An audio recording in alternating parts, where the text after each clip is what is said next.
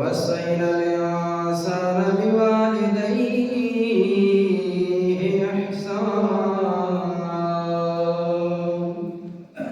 صدق الله العظيم وصدق رسوله النبي الأمي الحبيب الكريم. اللہ تعالیٰ کی حمد و ثنا کے بعد حضور اکرم نور مجسم شفیع المذنبین رحمت للعالمین سرور العالمین حضور سرور کائنات مفخر موجودات روح کائنات جانے کائنات بلکہ اصل کائنات حضرت احمد مجتبی جناب محمد مصطفیٰ صلی اللہ علیہ وآلہ وسلم کی بارگاہ اقدس میں ہدیہ درود و سلام پیش کرنے کے بعد انتہائی عزت و تکریم کے لائق میرے بزرگوں دوستوں اور نوجوان ساتھیوں مسلمان بھائیوں، اللہ تعالیٰ کی لارایت اور بے عیب کتاب قرآن مجید فرقان حمید کی چند آیات بینات آپ کے سامنے تلاوت کرنے کا شرف حاصل کیا۔ دعا ہے اللہ رب العالمین ہم سچ بیان کرنے کی سننے سنانے کے بعد ہم سب کو عمل پیرا ہونے کی توفیق عطا فرمائے۔ اللہ تعالیٰ نے ارشاد فرمایا وَقَضَىٰ رَبُّكَ أَلَّا تَعْبُدُوا إِلَّا إِيَّاهُ وَبِالْوَالِدَيْنِ إِحْسَانًا، کہ اللہ پاک نے فیصلہ فرما دیا ہے کہ اللہ کے سوا کسی کی عبادت نہیں کرنی، اور والدین اللہ تعالیٰ کی عبادت کے بعد خدمت کے حقدار ہیں۔ والدین کی خدمت اولاد پر ایسی ہی لازم ہے جیسے کہ اللہ کی عبادت لازم ہے۔ اس لیے اللہ تعالیٰ نے بہت سارے مقامات پر والدین کی خدمت کا درس دیا ہے۔ اللہ تعالیٰ نے پھر والدین کی خدمت سکھائی دی ہے کہ کس طرح کرنی ہے۔ والدین کی فرمانبرداری اور تابعداری کس طرح اس کا اظہار کرنا ہے، یہ اللہ تعالیٰ نے قرآن مجید میں یہ بھی بتا دیا۔ سب سے ادنا درجہ اللہ نے بیان کر دیا ہے۔ اب اس سے اوپر خدمت کے درجات پھر کتنے ہوں گے؟ والدین کی سب سے ادنا درجہ جو خدمت کا ہے وہ یہ ہے کہ اللہ پاک فرماتے ہیں اُفٍ وَلَا تَنْهَرْهُمَا وَقُلْ لَهُمَا قَوْلًا كَرِيمًا، اپنے والدین کے سامنے اف بھی نہیں کرنی۔ آپ سمجھتے ہیں کہ اف کا تعلق سانس کے ساتھ ہے، زبان کے ساتھ نہیں ہے۔ اف جب نکلتی ہے بندے کی آہ نکلتی ہے تو یہ سانس ہے، زبان سے نہیں، اس کے لفظ کی ادائیگی نہیں ہو رہی۔ لیکن اللہ تعالیٰ نے فرمایا اف بھی نہیں کرنی، سانس یعنی اونچی سانس بھی والدین کے سامنے نہیں کرنی۔ ہر حوالے سے ذوق اور کمزوری مرد کی بنسبت عورت میں پائی جاتی ہے، اسی لیے تو اللہ تعالیٰ نے مرد کو حکمران بنایا ہے، کیونکہ حکمران جو ہوتا ہے وہ پاورفل ہوتا ہے۔ اور اس لیے اللہ نے فرمایا الرجال قوامون علی النساء، مرد عورتوں پر حکمران ہے، کیونکہ عورتیں بیچاری کمزور ہیں، جسمانی حوالے سے ان کو کمزور بنا۔ اب ان کو تحفظ، کمزور آدمی کو ہمیشہ تحفظ اور باڈی گارڈ کی ضرورت ہوتی ہے، اس کی حفاظت کی ضرورت ہوتی ہے۔ اب عورت کو کمزور پیدا کر کے اللہ تعالیٰ نے بے یار و مددگار نہیں چھوڑ دیا، بلکہ عورت کو کمزور پیدا کر کے اس کی حفاظت کا ذمہ دار مرد کو بنا دیا ہے۔ مرد جو ہے وہ عورت کا ذمہ دار ہے، اس کی عزت کا، اس کی عصمت کا، اس کی حرمت کا، اس کے رہن سہن کا، اس کے کھانے پینے کا، اس کی جملہ معاملات، کپڑے پہننے کا، جتنی بھی اس کی ضروریات زندگی ہیں اس کا ذمہ دار مرد کو قرار دے دیا۔ تو حکمران جو ہوتا ہے وہ صرف حکمرانی یہ نہیں کہ سوٹا لے کر ڈنگروں کی طرح لوگوں کو آگے چیختا ہے۔ حکمران حضور نے فرمایا سید القوم خادم، جو قوم کا سردار ہوتا ہے وہ قوم کا خادم ہوتا ہے، خدمت گزار ہوتا ہے، وہ ڈنڈے مار نہیں ہوتا۔ تو جس طرح ہمارے حکمران خدمت کر رہے ہیں ماشاءاللہ، ایسی خدمت تو 14 صدیوں میں کسی نے نہ کی، جو ہمارے پاکستانی حکمران 75 سالوں سے کر رہے ہیں، اور اب تو خدمت کی انتہا کر رہے ہیں عوام کی، کیونکہ یہ حکمران ہے، ان حکمرانوں کو نہیں۔ حضور نے فرمایا جو قوم کا سردار ہوتا ہے وہ قوم کا خدمت گزار ہوتا ہے، وہ قوم کا رس نہیں نچوڑتا، وہ قوم کا خون نہیں نچوڑتا، اس کی ریاست میں لوگ خودکشیاں کر کے بچوں کو زہر دے کر مرتے نہیں ہیں، اس کی ریاست میں لوگ سکون کے سانس لیتے ہیں، کیونکہ وہ خدمت گزار حکمران ہو تو تب، تو جہاں لوٹ مار والے حکمران ہوں تو وہاں خدمت گزار والے حکمرانوں جیسا سلوک تو نہیں ہو سکتا ان سے، ان کا تو مقصد ہی لوٹ مار ہے۔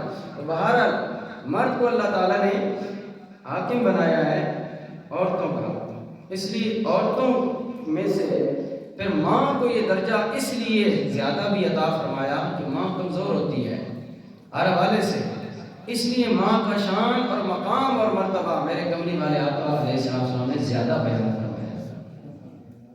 ایک صحابی رسول آئے حضور کی بارگاہ میں، یا رسول اللہ میری خدمت کا سب سے زیادہ حقدار کون ہے؟ میں کس کی سب سے زیادہ خدمت کروں؟ میری ماں بھی ہے، میرا باپ بھی ہے۔ فرمایا تیری ماں تیری خدمت کی حقدار ہے۔ اس نے پھر عرض کی یا رسول اللہ پھر میری خدمت کا حقدار؟ فرمایا تیری ماں ہے۔ اس نے وہی سوال تیسری مرتبہ پھر کیا، یا رسول اللہ میری خدمت کا حقدار کون ہے سب سے زیادہ؟ حضور نے تیسری مرتبہ فرمایا تیری ماں تیری خدمت کی حقدار ہے۔ تین مرتبہ اس نے سوال کیا اور تینوں مرتبہ حضور نے ماں کا رتبہ بیان کیا، ماں کی خدمت کو بیان کیا کہ ماں کی خدمت تم پر لازم ہے۔ چوتھی مرتبہ جب اس نے سوال کیا یا رسول اللہ میری خدمت کا سب سے زیادہ حقدار ماں کے بعد کون ہے؟ چوتھی مرتبہ حضور نے فرمایا تیرا باپ تیری خدمت کا حقدار ہے، تیرا والد تیری خدمت کا حقدار ہے۔ تو حضور علیہ السلام نے ماں کو درجہ اس لیے بیان فرمایا کہ ماں کمزور ہے، تو باپ تھوڑا سا طاقتور ہوتا ہے جسمانی حوالے سے، جذبات کے حوالے سے، ہر حوالے سے۔ اور محدثین کہتے ہیں اس کی ایک وجہ یہ بھی ہو سکتی ہے، ایک ریزن یہ بھی ہو سکتی ہے کہ ہو سکتا ہے کیونکہ حضور کے پاس جیسا مریض آتا تھا حضور ویسا علاج کرتے تھے، کیونکہ حضور تو دل کی باتیں جانتے تھے نا، غیر کی خبریں دے دیا کرتے تھے۔ تو وہ احکام نبی تھے، میرے نبی پاک نبی کریم علیہ السلام کے پاس جیسا مریض آتا، جیسی اس کی طبیعت ہوتی، اسی کے مطابق اس کی اصلاح فرماتے، اسی طرح اس کی تربیت فرماتے۔ تو حضور علیہ السلام کے پاس کو آنے والا شخص شاید اس کے دل میں ماں کا اتنا پیار نہیں ہوگا، اس لیے حضور نے اس کو تین مرتبہ فرمایا کہ تیری خدمت کا حقدار سب سے زیادہ تیری ماں ہے۔ یہ بھی محدثین کہتے ہیں اس کی وجہ یہ بھی ہو سکتی ہے، اس لیے حضور نے تین مرتبہ فرمایا کہ تیری خدمت کا حقدار تیری ماں ہے، اور چوتھی مرتبہ اس کو فرمایا تیرا باپ تیری خدمت کا حقدار ہے۔ لوگ اپنی من پسند بیویوں کی خاطر اپنی ماں بوڑھی ماں کی قدر نہیں کر رہے، بوڑھی ماں کو تڑپتا چھوڑ دیتے ہیں۔ بوڑھی ماں دروازے کو تکتی رہتی ہے اور بیٹا آ کے سیدھا پہلے بیگم کے دربار پہ حاضری دیتا ہے، پھر ماں کو کہیں پوچھتا ہے، صبح آنکھ کھلتی ہے تو سامنے سے اگر یہ حالات اور معاملات تو ہیں ہمارے معاشرے میں، اس کی اصلاح کی ضرورت ہے کہ ماں کا شان اور مقام بیان کیا جائے تاکہ لوگ ماں کا قدر و منزلت پہچانیں، ماں کی عزت اور پہچانیں، قیمت پہچانیں کہ ماں کی شان کی مالکہ ہے اور ماں کا کیا مقام اور رتبہ ہے۔ سامعین زیبا کا ذرا غور کیجیے، میرے پاک نبی کریم علیہ السلام ایک مرتبہ مدینہ طیبہ میں تشریف فرمائے۔ میرے پاک نبی کریم علیہ السلام کے پاس سنن نسائی شریف کی حدیث پاک ہے، ایک صحابی نوجوان آیا، تلوار لے کر آیا، زرہ پہن کر آیا، یا رسول اللہ میں جنگ کرنے کے لیے جانا چاہتا ہوں، جہاد کرنے کے لیے جانا چاہتا ہوں، مجھے حکم فرمائیے کہاں جا کر میں جنگ کروں، کس لشکر میں جا کر میں جہاد کروں۔ میرے پاک نبی نے فرمایا اے نوجوان میرے غلام، میری خاطر اپنی جان قربان کرنے والے نوجوان، اتنی سونی جوانی لے کر میری خاطر قربان ہونے کے لیے آ گیا ہے، مجھے ایک سوال کا جواب تو دے، کیا تیرے گھر میں والدین ہے، کیا تیری ماں ہے، تیرا باپ ہے؟ اس نے کہا یا رسول اللہ میرا بوڑھا باپ بھی میرے گھر میں ہے، میری ماں بھی میرے گھر میں موجود ہے۔ میرے نبی پاک علیہ السلام نے فرمایا اے میرے نوجوان، جا اپنے ماں اور باپ کی خدمت کر، تو ادھر ماں باپ کی گھر میں بیٹھ کے خدمت کرے گا، اللہ گھر بیٹھے تجھے جہاد کا ثواب عطا کر دے گا۔ یہ والدین کی شان، یہ والدین کا مقام۔ ادھر میں نے کتنے لوگوں کی ہسٹریاں سنی ہے کہ بیٹا جی تبلیغ پر جا رہا ہے، بورے بسترے اٹھا کر، گھر بوڑھے ماں باپ ترس رہے ہیں کہ ہمارا بیٹا ہماری خدمت کرے، بیٹے کو تبلیغ کی سوچی ہوئی ہے، بوڑھا ماں باپ کی خدمت اتنا بڑا صلہ ہے۔ اللہ نے فرمایا وَقَضَىٰ رَبُّكَ أَلَّا تَعْبُدُوا إِلَّا إِيَّاهُ وَبِالْوَالِدَيْنِ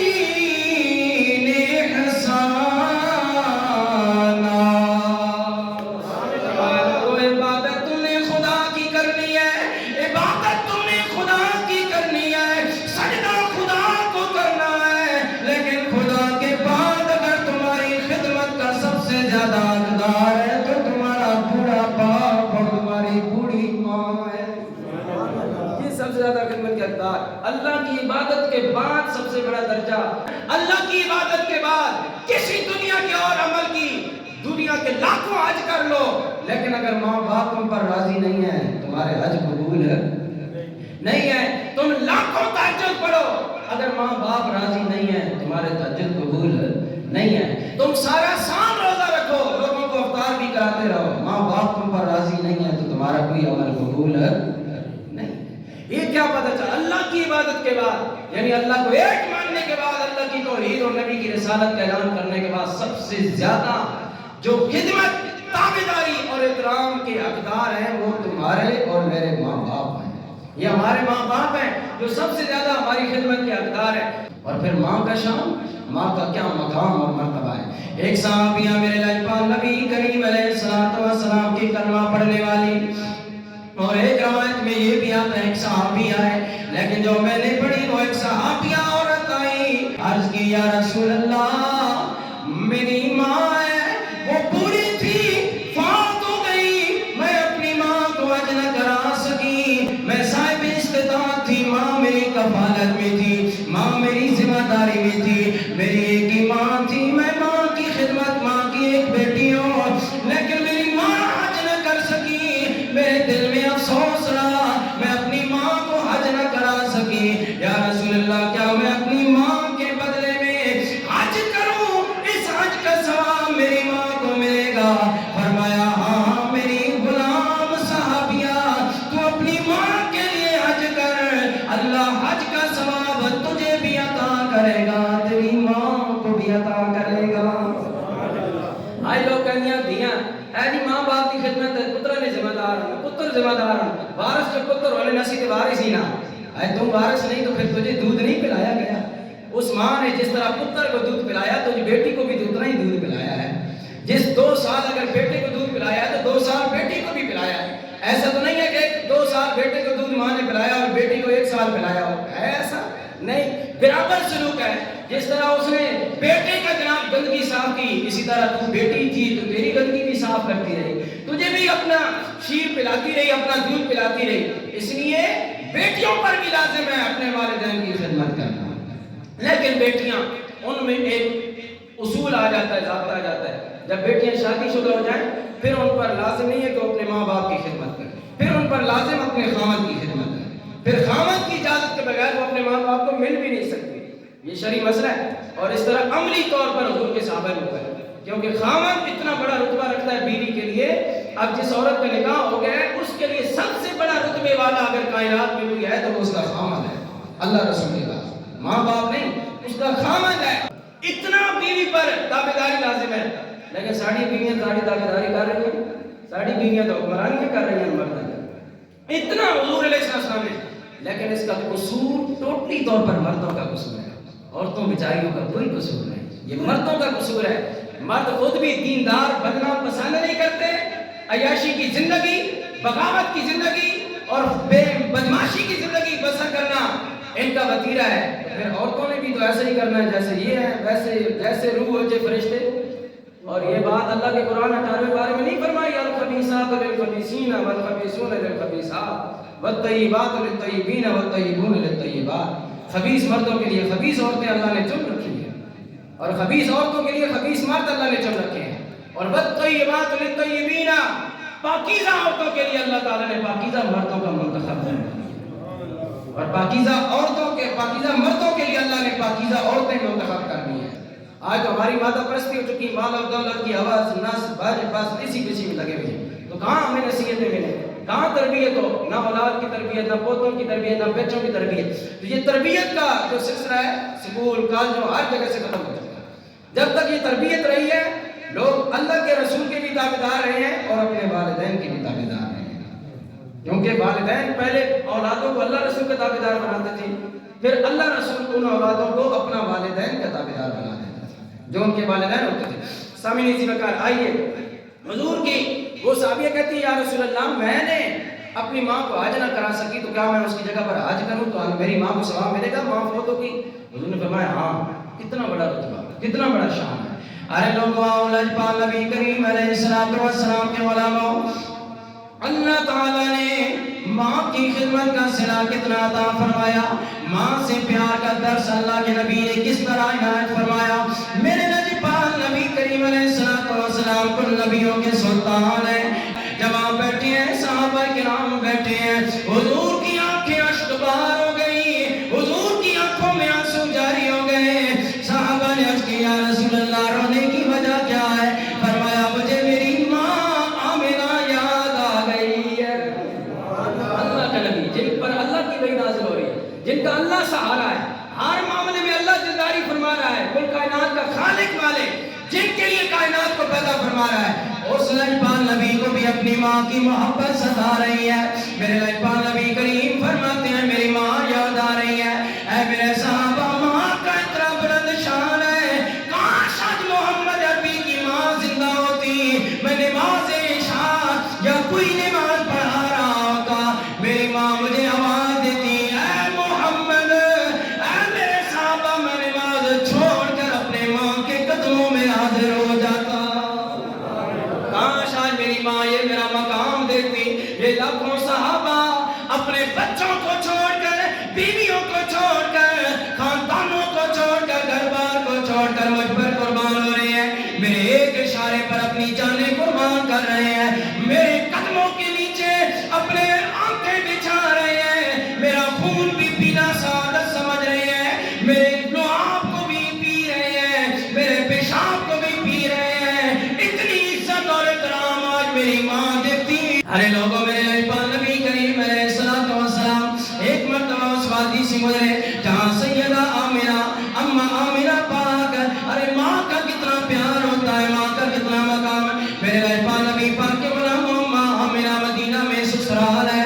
جب اپنے نام کے خاندان میں حضور چھوٹے سے تھے، 5 سال کے بچے ہیں، حضور اپنی امی کے ساتھ جا رہے ہیں۔ جب اپنی امی پاک کے ساتھ جا رہے ہیں، واپس مدینہ سے آ رہے ہیں، راستے میں اماں سیدہ طیبہ طاہرہ اماں آمنہ کا وصال ہونے لگا، آپ کی موت قریب آ گئی۔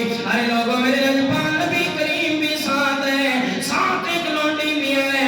اماں آمنہ نے حضور علیہ السلام کی طرف دیکھا، پیار اور محبت کا اظہار کیا، سینے سے لگایا۔ اماں آمنہ کہتی ہیں اے لونڈی، مجھے پریشانی کی ضرورت نہیں ہے، میں پتر محمد جیسا چھوڑ کے جا رہی ہوں۔ جس ماں کا پتر محمد عربی جیسا ہو، وہ ماں مرتی نہیں ہے، قیامت تک اس کا نام زندہ رہتا ہے۔ نعرہ تکبیر، نعرہ رسالت، نعرہ حیدری، نعرہ تحقیق۔ اچھا یار سامعین عظیم کا جزاک اللہ، سامعین عظیم کا میرے لجپال نبی کریم علیہ السلام کے غلاموں، غور کرو ماں کا کیا شان اور مقام ہے، کیا رتبہ اللہ تعالیٰ نے عطا فرمایا۔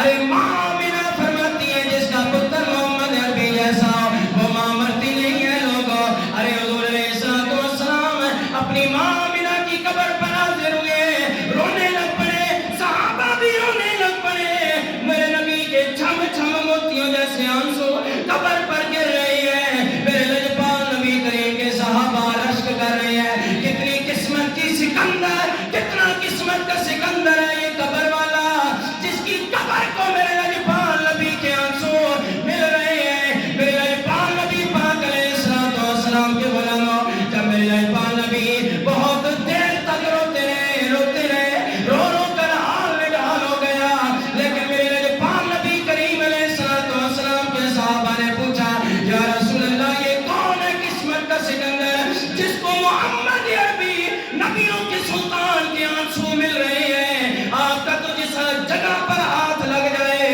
جس چمڑے پر ہاتھ لگ جائے، اس پر جہنم کی آگ حرام ہو جاتی ہے۔ یہ کتنا قسمت والا ہے قبر والا جس کو آپ کے آنسو مل رہے ہیں۔ یہ کوئی عام نہیں ہے، یہ نبیوں کے سلطان کی ماں آمنہ کی قبر ہے۔ آج کہتے ہیں جی، لوگ کہتے ہیں اتنے مولویوں نے یہ رولا پہ گیا، حضور نے دعا منگی، ماں نے قبر دے کہ نہیں منگی۔ میں کہا بھیڑیا تو انہیں چکرائیں پہ آ گیا، دعا میں رو رہے ہیں۔ میرے لجپال نبی دی اکھاں وچوں آنسو نکل کے جس دی قبر اتنے جا رہے ہیں، اس ماں نوں دعا نہیں کہڑی لوڑ ہے، جس دا پتر محمد عربی جیسا ہوئے، نبی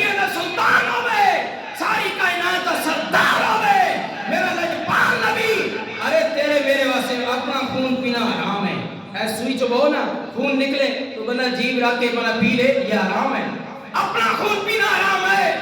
لیکن میرا لاجواب نبی وہ ہے، اللہ نے قرآن میں خون پینا حرام قرار دے دیا ہے کہ خون جانور کا ہو یا انسان کا ہو پینا حرام ہے۔ لیکن لوگوں صحابہ کرام کو یہ مسئلہ نہیں پتا تھا، یہ قرآن کی آیتیں صحابہ نے نہیں پڑھی تھی۔ آج تو صحابہ کرتا ہے کہ ہم صحابہ کے ٹھیکیدار ہیں۔ میں نے کہا صحابہ کا ٹھیکیدار ہے تو صحابہ والا عقیدہ اپنا، صحابہ والا عقیدہ اپنا، صحابہ والا عقیدہ ہمارے پاس آ، ہم تمہیں سمجھاتے ہیں کہ صحابہ کا کیا عقیدہ تھا۔ صحابہ کرام کے شان والے تھے، تو سبا صحابہ بان یا لشکر صحابہ بان، تو جڑا مرضی صحابہ بان، تو نبی دے صحابہ والا عقیدہ نہیں اپنا سکتا۔ اے عقیدہ احمد رضا خان بریلی دے مرنے والی اپنا سکتے ہیں۔ فرمایا حضور نے، اللہ نے قرآن میں کہا اپنا خون پینا بھی حرام ہے، جانور کا خون پینا بھی حرام ہے۔ چھری پھیرتے ہیں، گلا کاٹتے ہیں، کیوں؟ جانور کو تکلیف دینے کے لیے؟ نہیں۔ کیا ویسے نہیں اس کا گوشت کھا سکتے؟ چمڑی نہیں ادھیڑ سکتے؟ گلا کیوں کاٹتے ہیں؟ ٹانگ کیوں نہیں کاٹتے؟ پیٹ کیوں نہیں کاٹتے؟ جانور کا پیٹ کاٹو پھر بھی وہ مر جائے گا، پھر بھی روح نکل جائے گی نا۔ گلا کیوں کاٹا جاتا ہے؟ اس لیے کہ سارا خون گلے سے نکلتا ہے۔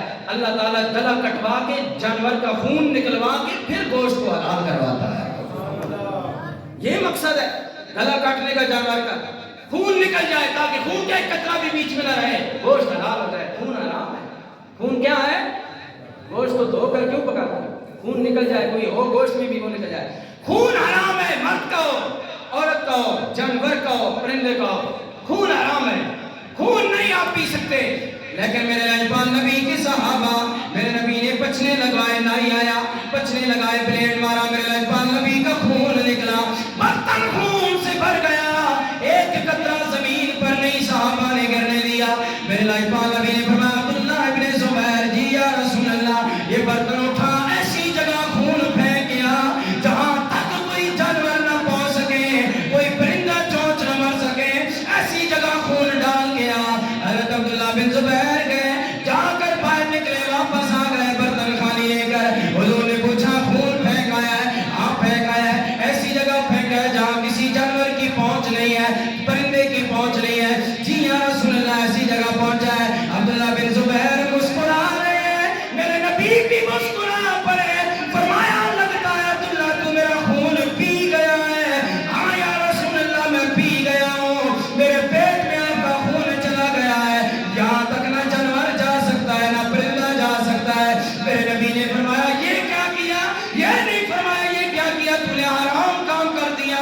میرے نبی نے خوش ہو کر فرمایا جا عبداللہ بن زبیر، اب قیامت تک اللہ تعالیٰ تجھے بھی پیٹ کی بیماریوں سے محفوظ رکھے گا، تیری نسلوں کو بھی محفوظ کر دیا۔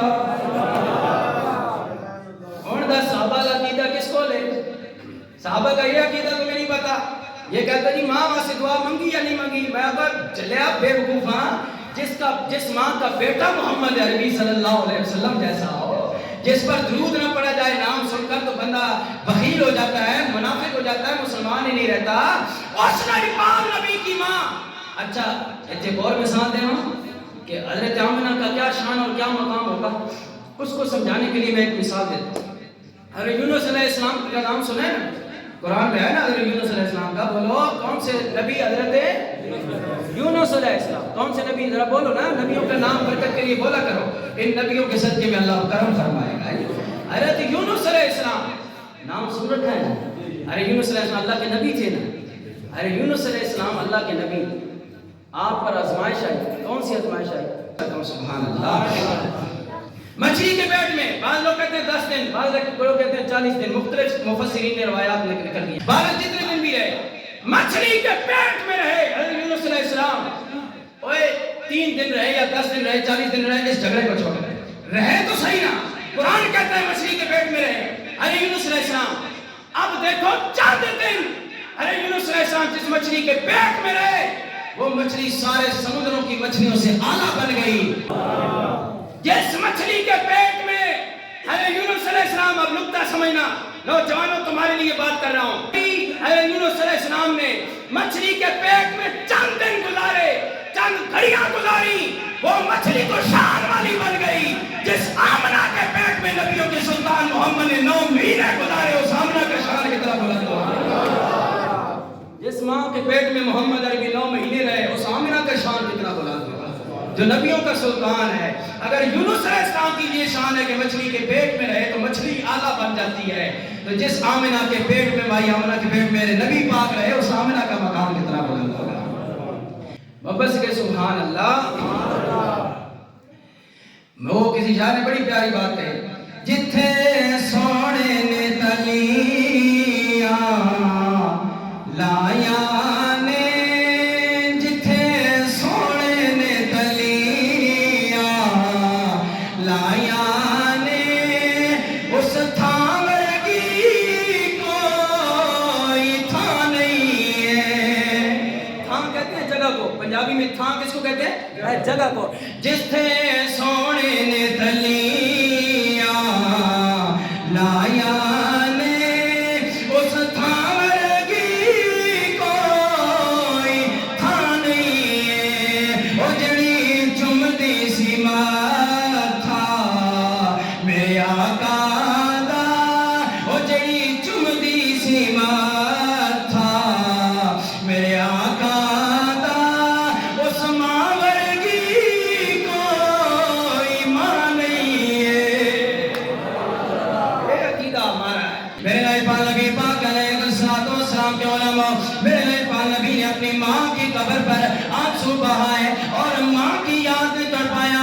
میرے پاک نبی پاک کے علماء، ماں کا کتنا بلند شان اور مقام ہے۔ آؤ سنو، حضرت موسیٰ علیہ السلام نے ایک مرتبہ اللہ کی بارگاہ میں التجا کی، یا اللہ، ہر نبی کا جنت میں ایک رفیق ہوگا، ایک ساتھی ہوگا، میرا جنت میں جو رفیق ہوگا کرم فرما مجھے دنیا میں دکھا۔ جو ساتھی میرا جنت میں ہوگا وہ مجھے دنیا میں دکھا دے۔ فرمایا فلاں جگہ پر فلاں علاقے میں ایک مرد کلندر ہے، وہ بندہ کسائی ہے، گوشت بناتا ہے، وہ تیرا جنت میں ساتھی ہوگا۔ موسیٰ علیہ السلام نے سوچا میں سمجھا کوئی بہت بڑا اللہ نہ بلی ہوسی، رات دن اللہ اللہ کرنے والا ہوئے گا، اور رات دن اللہ کو یاد کرنے والا ہوگا، نفل پڑھنے والا ہوگا، دریاؤں صحراؤں میں اللہ کی عبادت کرنے والا ہوگا۔ یہ کیا اللہ نے فرمایا میرا ساتھی کسائی ہوسی، گوشت بنانے والا جنت میں میرا ساتھی ہوگا؟ فرمایا اے موسیٰ میں رب نے فیصلہ فرما دیا ہے، وہی تیرا جنت میں ساتھی ہوگا۔ اور موسیٰ علیہ السلام کے دل میں آیا چلو میں اپنے ساتھی کو دنیا میں مل تو لوں، دیکھو تو صحیح اس کا حال کیا ہے، اس کے معاملات کیا ہیں، اس کے حالات کیا ہیں۔ حضرت موسیٰ علیہ السلام وہاں چل پڑے، سفر کرتے کرتے اس مقام پر پہنچے جہاں وہ کسائی جس شہر میں رہتا تھا، اس شہر میں پہنچے، شکل و صورت بھی پہچان لی، جگہ بھی پہچان لی۔ وہاں جا کر اس کسائی کو سلام کیا، کھڑے ہو گئے، کہنے لگے کسائی میں آج رات تیرے گھر میں رکنا چاہتا ہوں، دور سے آیا ہوں، مسافر آدمی ہوں، پردیسی ہوں، مجھے ایک رات کے لیے اپنے گھر میں ٹھہرنے کا موقع دے دیں۔ اس کسائی نے کہا جی کوئی بات نہیں بزرگو، آپ تھوڑی دور سے آئے ہو، کوئی بات نہیں، ہمارے گھر میں رہو، میرا گھر حاضر ہے۔ وہ شام کے وقت دکان بند کرتا ہے، گوشت لیتا ہے، گوشت لے کر گھر جاتا ہے، اسے پکاتا ہے، پکا کر گال کر اس کی چھوٹے چھوٹے بوٹیاں، چھوٹے چھوٹے ٹکڑے کرتا ہے، قیمہ بنا کر حضرت موسیٰ کہتے ہیں مجھے پیش کرتا ہے، پھر لے جا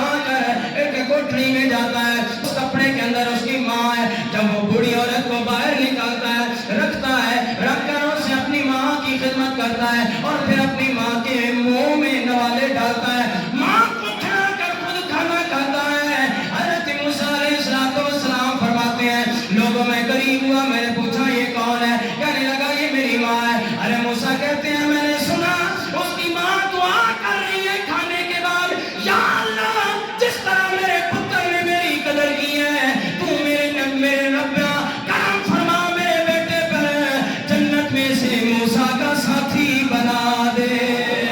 ارے موسیٰ علیہ السلام نے دعا سنی، حیران رہ گئے، یا اللہ ماں کا خدمت کا صلہ تو اتنا عطا کرتا ہے، جو ماں کی خدمت کرے اسے جنت میں نبی کا ساتھی بنا رہا ہے۔ اس وقت کہا ہے بوڑھی ماں مبارک ہو، اے نوجوان کسائی مبارک ہو، جس نبی کے لیے تمہارے رفاقت کے لیے دعا مانگی ہے وہ نبی کوئی اور نہیں، وہ موسیٰ تیرے سامنے کھڑے ہیں۔ اللہ نے دنیا میں بھی تیرا میرا ساتھی جوڑ ملا دیا ہے، جنت میں تو ملانا ہی ملانا تھا۔ ماں کا کتنا بلند شان اور مقام ہے کہ ماں کی خدمت اس نوجوان کسائی نے کی، اللہ نے نبی کی رفاقت اور سنگت عطا فرما دی. ارے لوگوں میرے لجپال نبی پاک کے علماء اس لیے اعظم چشتی علیہ الرحمہ نے کہا کہ ماں کا کیا مقام میں بیان کروں. آپ فرماتے ہیں واپس گئے آواز بلند ہے سبحان اللہ. اعظم چشتی علیہ الرحمہ نے بڑی پیاری بات کہی. میں جتنی حدیثیں سناؤں کم ہے. کہتے ہیں اعظم چشتی علیہ الرحمہ ماں مرے گا غم خار نہ کوئی وہ جانے کون حقیقت ماں دی. کسے بازاروں کسے ملے تو وہ نہیں ملتی شفقت ماں دی. یہ پوچھو ان لوگوں سے جن کی ماں آج دنیا میں نہیں ہے کہ ماں کتنی شفقت کا پیکر ہے. ماں کی کمی بندے کو بڑھاپے میں بھی یاد ستاتی ہے. ماں کی یاد تو بندے کو بڑھاپے میں تڑپاتی ہے. میرا لجپال نبی بھی ماں کی جدائی میں تڑپ رہے ہیں تو تیری میری ماں بھی ہے. ہم بھی اپنی ماں کے لیے لوگوں جن کی مائیں زندہ ہیں وہ روزانہ ماں کے قدم چوما کرو. خدا کی قسم تم پر رب نے اتنا کرم کیا ہوا ہے. میرے لجپال نبی نے فرمایا لوگوں اگر حج نہیں کر سکتے پریشان ہونے کی ضرورت نہیں. غریب مسلمانوں اپنے بوڑھے باپ اپنی بوڑھی ماں کا صبح اٹھ کر باوضو ہو کر چہرے کا دیدار کر لیا کرو. ادھر ماں کا چہرہ دیکھو گے ادھر تمہیں اللہ مقبول حج کا ثواب عطا فرما دے گا. کسے بازاروں ہے کوئی بازار جہاں ماں کی شفقت مل جائے. لوگ آج محبت ڈھونڈنے کے وفادار سنگی مل جائے. کوئی محبت سے پیار کرنے والا مل جائے. ماں جیسا پیار کہاں ملے گا. وہ ماں سے ہی مل سکتا ہے. اللہ رسول کے بعد سب سے زیادہ پیار کرنے والا بندے سے اس کی ماں ہوتی ہے. ہر بندے کی ماں سے پیار کرتی ہے. اس لیے اعظم چشتی علیہ الرحمہ نے کہا کسے بازاروں کسے ملے تو وہ نہیں ملتی شفقت ماں دی. جس نے کعبہ تکنا ہووے وہ جاوے کہ صورت ماں دی. تے اعظم لکھ حجاں تو افضل ایک بار زیارت ماں دی. لاکھوں حجوں سے افضل ہے. لاکھوں حجوں سے افضل ہے ایک بار پیار محبت احترام کے ساتھ ماں کی زیارت. ماں کی زیارت نصیب ہو جائے. بھائی یزید بستامی علیہ الرحمہ کو کسی نے پوچھا نا اتنا بڑا بلند شان کیوں ملے آپ اتنا بلند شان کیوں ملے آپ کیا تہجد پڑھنے سے ملا ہے 5 نمازیں پڑھنے سے ملا ہے بڑے بڑے لمبے لمبے نفل اور تلاوت قرآن کی وجہ سے ملا ہے. فرمایا وہ ساری گلاں اپنی جگہ تے لیکن میں نے یہ بلند شان قطبیت کا درجہ جو ملا ہے ولایت سے بھی اوپر درجہ قطبیت کا بہت بڑا درجہ. سامعین اسی وقت کہتے ہیں یہ قطبیت کے درجے پر جو اللہ نے مجھے پہنچایا ہے یہ مجھے ایک رات ایک گھڑی کی ماں کی جو خدمت مجھے نصیب ہوئی ہے اس کے بدلے میں رب نے عطا فرمایا. ماں کی خدمت. ماں نے پانی مانگا چلے گئے آپ نے سنا وہ واقعہ. جا کے جب واپس آئے تو پیالہ بھرا ہے پانی سے کھڑے ہیں. اب ماں کو جگاؤں تو نیند خراب ہوتی ہے. اب نہ جگاؤں تو کہا کہ چلو اب میں کھڑا رہتا ہوں. جب میری ماں خود جاگے گی پانی مانگے گی میں پیش کر دوں گا. بس یہ جذبہ. بھائی یزید بستامی ساری رات ماں کے انتظار پہ کھڑے رہے. ماں کی آنکھ کھلی. پچھلے رات ماں کی آنکھ کھلی تو ماں نے کہا دیکھا سراندے بھائی یزید پتر کھڑا ہے. کہا بھائی یزید کیوں کھڑا ہے؟ امی جان رات کو آپ نے آدھی رات کو پانی مانگا تھا. پانی گھڑوں میں نہیں تھا برتن میں نہیں تھا. میں باہر سے بھرنے چلا گیا. باہر سے واپس آئی آپ سو رہی تھی. میں نے جگانا گوارا نہیں کیا اس لیے میں کھڑا رہا. پتہ نہیں میری ماں کب پانی مانگے کہیں تاخیر نہ ہو جائے. ماں نے پانی نہیں پیا. کہا ہاتھ بلند کر دی یا اللہ یہ پچھلی رات کا ویلا ہے. جس طرح اس پتر بھائی یزید نے میری قدر کی ہے تو سارے جہان میں سے قدر والا بنا دے. ماں باپ کی خدمت کا یہ صلہ ہے. بیویاں مل جاتی ہیں. میں نہیں کہتا بیویاں نو مار کے گھروں کاٹ دو. بیویاں دے حقوق پورے کرو. لیکن والدین کی خدمت آپ پر فرض ہے آپ کی بیوی پر فرض نہیں. آپ کی بیوی اگر آپ کی ماں کی خدمت نہیں کرتی آپ بیوی کو مار نہیں سکتے. آپ کی بیوی آپ کے باپ کی خدمت نہیں کرتی آپ بیوی کو مار نہیں سکتے. ماں باپ کی خدمت تو کرنا. تو وارث ہے. بیوی تو نہیں وارث. بیوی تیری وارث ہے. تیرے ماں باپ کی وارث نہیں ہے. اس لیے بیوی پر گلہ نہیں کرنا میرے ماں باپ خدمت نہیں کرتی میں طلاق دیتی. میں کہا واہ جڑیا بڑا کم کیتا ہے بڑا رنگ لائے. یہ کیا بات ہے؟ خدمت تو کرنا. تو اپنے بوڑھے باپ کے کپڑے دھو نا، پتہ چلے گا وارث تو ہے نا باپ کا. ماں نے تجھے 9 مہینے پیٹ میں رکھا ہے، تیری بیوی کو تو نہیں رکھا ماں نے اپنے پیٹ میں، تجھے رکھا ہے، تو خدمت کر اپنے والدین کی. یہ بات بھی سمجھے، شریعت کو مکمل سمجھا کر. یہ پورا جو دین نہ سمجھنے کی وجہ سے ہمارے معاملات، ہمارے گھریلو معاملات، ہمارے معاشرے کے معاملات خراب ہو رہے ہیں. دین کو سمجھو تو پورا سمجھو، کیونکہ دین مکمل ضابطہ ہے. دین مکمل ضابطہ ہے.